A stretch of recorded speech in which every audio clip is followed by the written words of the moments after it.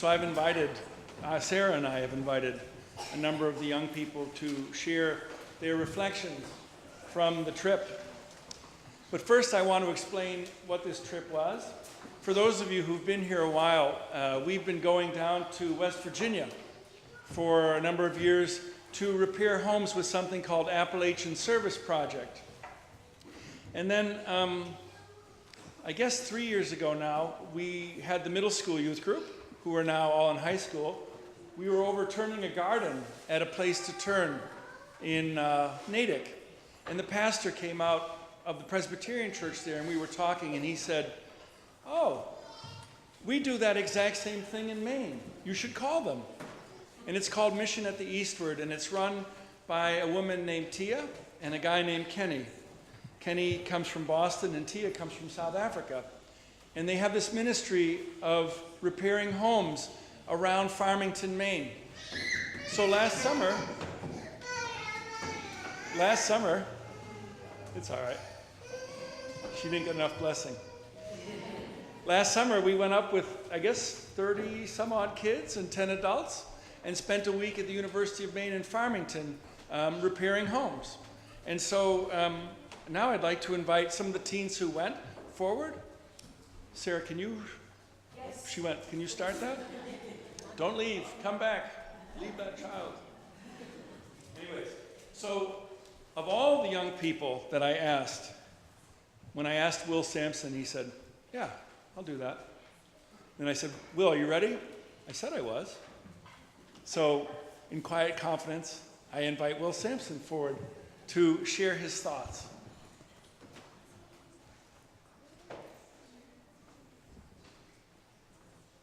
That's all of us.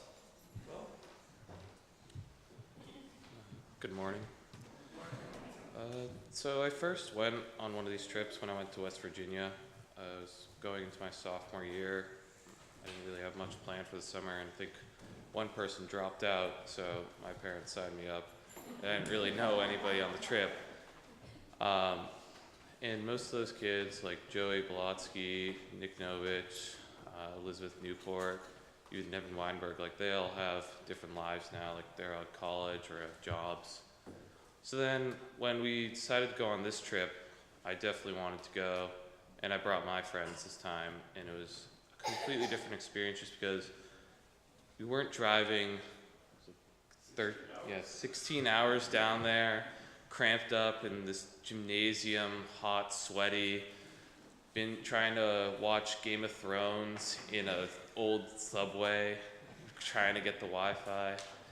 It was just crazy. And this time, it was a lot more, you went and did your work, and then you had a really relaxing time when you got back.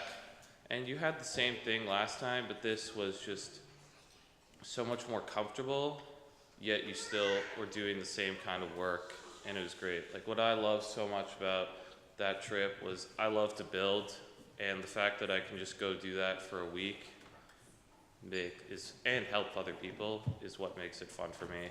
And especially doing it with friends, you get work done, but you also have a really fun time. Like there was a chicken at our site, and we called it Henny, and we just tried to chase it around, trying to feed it. Didn't really work. We did a lot of crazy work, like we were just working in the bathroom. The main goal was to tear up the floor and replace it, but then we discovered a lot of other problems, and what was great is we got to fix those other problems. We had the opportunity. Some of them we can't, but we really felt like it was making their lives a lot better, and you can tell that they might not have the resources or the physical ability to do that, and that's what feels so rewarding about doing this project. And I'm definitely going to attend next year. Thank you, Will.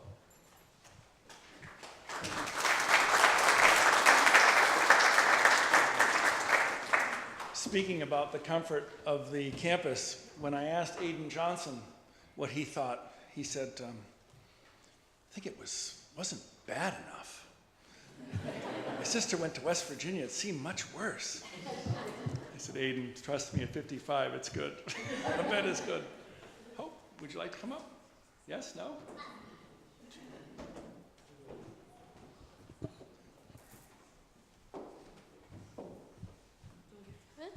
Hi, I'm Hope. So, so, so we left early on the Saturday morning, and we arrived here, and we all packed into vans and headed to Maine. And I had learned a lot about the Virginia trip because both of my siblings went on it, but I didn't really know what to expect in Maine, and I thought it might be nicer than West Virginia, but it was really incredible to see the poverty all around Farmington where we were, which is pretty close to where we live here. And so the first day we just stayed on the Farmington campus, and it was really nice sleeping on campus dorms as opposed to the church floor. Is that what you said? Yeah. In Virginia, they all slept in a church floor, and so we had a nice triple bedroom. It's good. And so the next morning, we got up for our first day of work, and we drove about 30 minutes to our work site. We were helping to rebuild a porch, fix a roof and a door, and then replace a window for a woman named Deb. And Deb was actually a hoarder, so it was pretty hard to navigate the way through the inside of her house because without hitting or knocking over like stacks of newspaper, trash bags, and other saved items. And she also had a lot of broken down cars kind of scattered around her property but not in use. And her porch had actually been damaged from a bear attack and other things too, but it was really scratched up and at a really steep tilt, and she would feed these bears that lived in a cave somewhere higher up on her property, and then they kept coming back to be fed, and so not a good idea.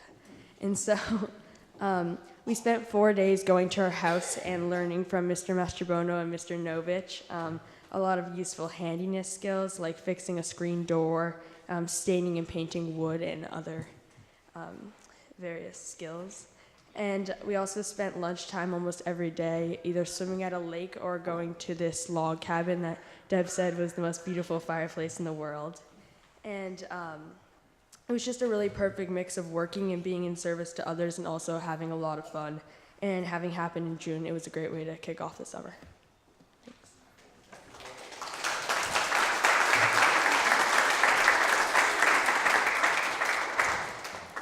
Charlie, you have words, right? Yes.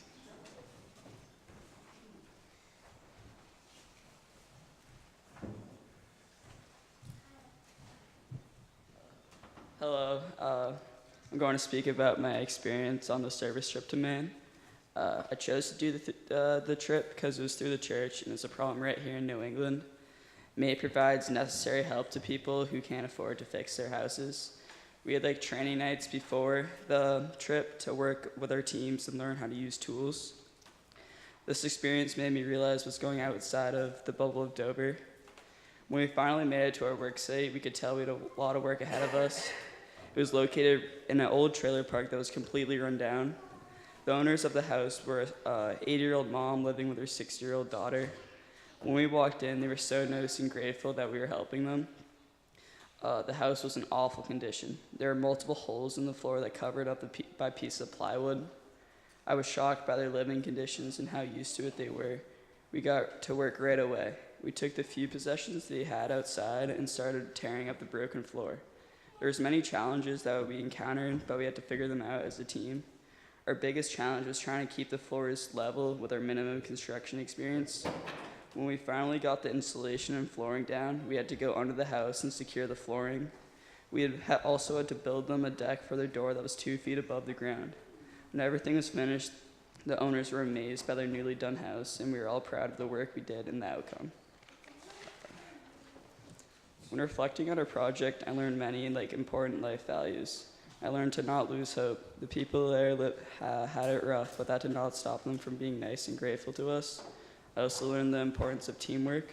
We had a huge task ahead of us to do, but we all worked together to make sure it got done to the best of our ability. We were able to make a huge impact on their lives in just a week's time. I'm excited to go back next summer.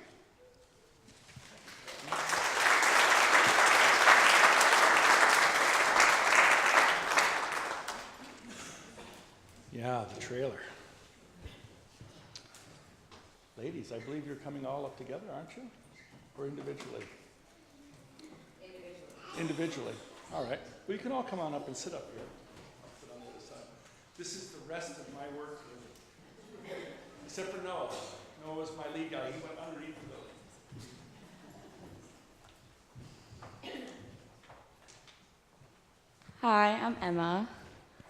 Our main service trip, aside from all the laughs, was also a great experience to see how some Americans live their lives and to see what the real world is really like. When we all walked into the doors of that rundown trailer home, we were all a little shocked and nervous to see how these women and so many other people were living. I'm just gonna say it, living in Dover-Sherburne isn't what the real world is like, and this trip truly opened my eyes to that. Helping out Bernice and her mother was so inspirational, and I hope every one of you, or your children, or even your grandchildren, can have the chance to go anywhere and help out people who are less fortunate than you and I. Our group, in just 5 short days, was able to refloor their living room by ripping out floorboards, cleaning up the scraps, which involved trashing a rat fossil, adding insulation, replacing the floorboards, and beginning to add wood tiles. We also built a back porch completely from scratch.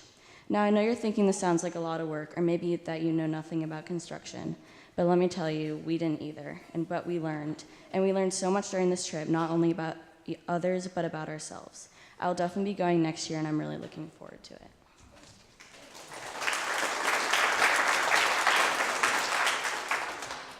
Hi, I'm Roro.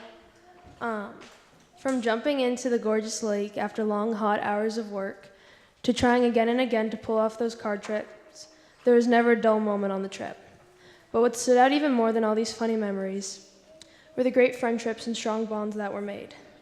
When Sarah asked me to talk, I immediately thought of Cadence, a young girl, I would say 5, who was in the same trailer park as the one we were working on. On the first day on site, she came outside, very intrigued by what we were doing, but too shy to ask. When we walked over and introduced ourselves and laughed as we made fun of the boys and chased her around on the bike. The next morning, she was patiently waiting outside in her little fold-up chair before we even arrived, and ran over when she saw us. She continued to do this every day, even when it was pouring rain. On the last day, we all chipped in and bought her a gift, and man, did her eyes light up when she saw that $3 plastic ball. On the car ride back on the last day, I just prayed she would turn out okay and that we would see her next year, for she was quite the character who left an impression on all of us. In addition, I also became very close with my classmates on the trip, since everyone was together all the time. Maine was so different from any old school trip, as it allowed kids to be themselves and not have to worry about the pressures of doing everything perfect, since there was always someone there to help you. That's where Sarah and Max came in, our fearless leaders. With Max's constant humor and Sarah's caring nature, throughout the trip, I always felt like I was where I belonged.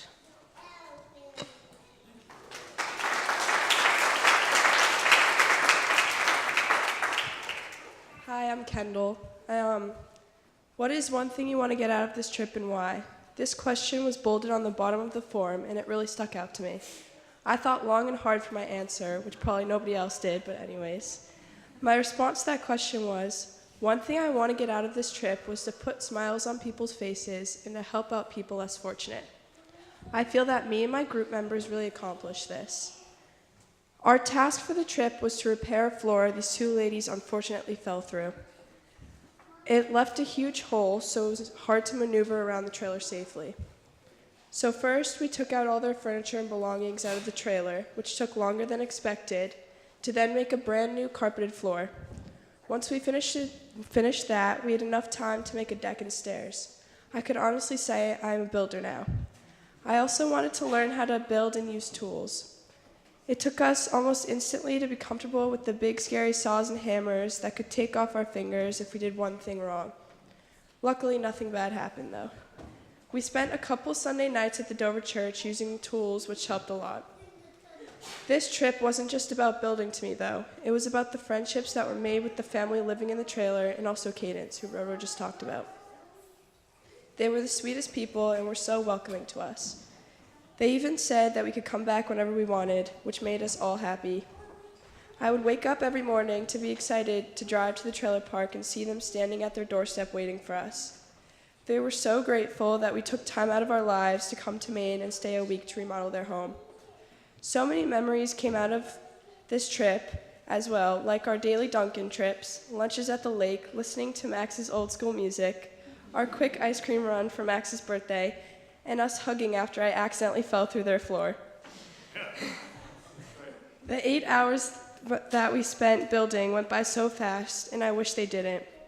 As well as getting community service hours, I feel that I have made so many new friends and another set of parents.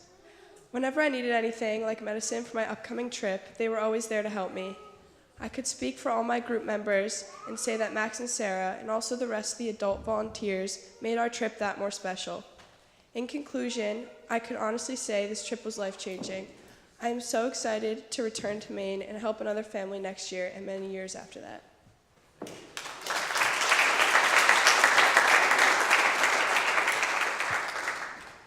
Hi, I'm Ingrid. So for the service trip, our groups were chosen at random, and in the beginning, I wasn't sure what to expect.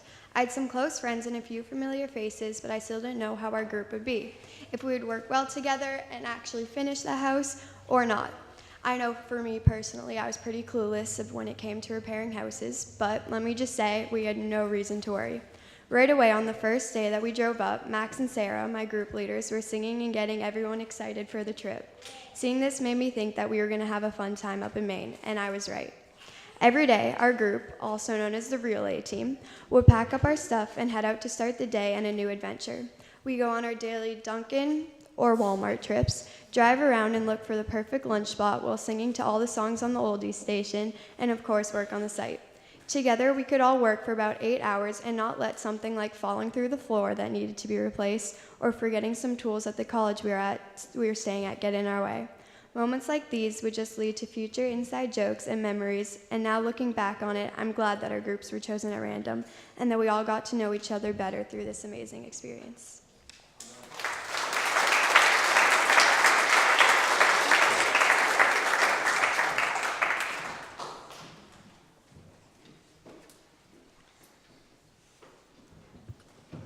There's this moment that happens on these trips, which a number of them alluded to, where all of a sudden, oh my goodness, we did it. The floor actually works. The shower actually holds. The stairs worked. And the look on the people's faces. It's just magical. And I would also like to thank, I see Chris and Doug. Are there other grown-ups who went on the trip with us? Adults? So Doug and Chris, Doug, would you stand up so people can see you? And Chris is way up in the balcony. Came and spent a week with us up there. Chris didn't even have a kid on this one, but he came because he likes to show people how to do these projects. And he's a great teacher, as are the other grown-ups. So if you're an adult who doesn't feel like you know what you're doing, and you'd like to come on this trip with us next year, it's the week directly after school stops, you're welcome to join us. And now I have